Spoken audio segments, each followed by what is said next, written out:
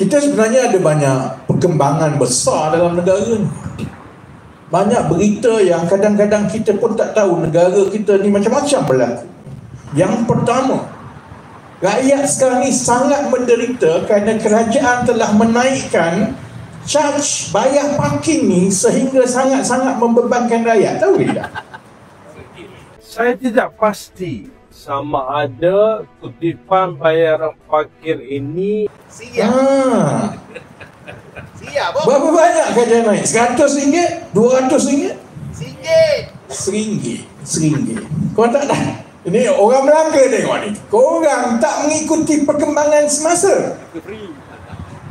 Kerajaan telah menaikkan charge parking ni, bayaran parking sangat membebankan dan menzalimi rakyat. Sampai rakyat sekarang ni tak boleh makan.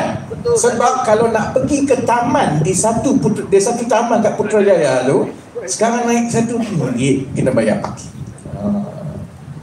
Kalau tak tahu, pergi tengok kat TikTok. Lepas tu ada satu lagi perkembangan.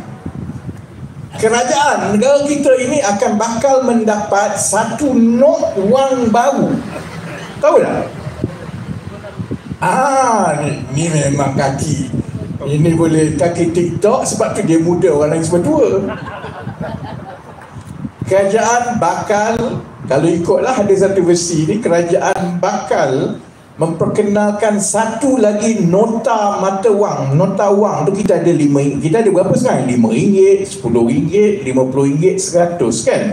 Kerajaan akan perkenalkan satu not baru RM26.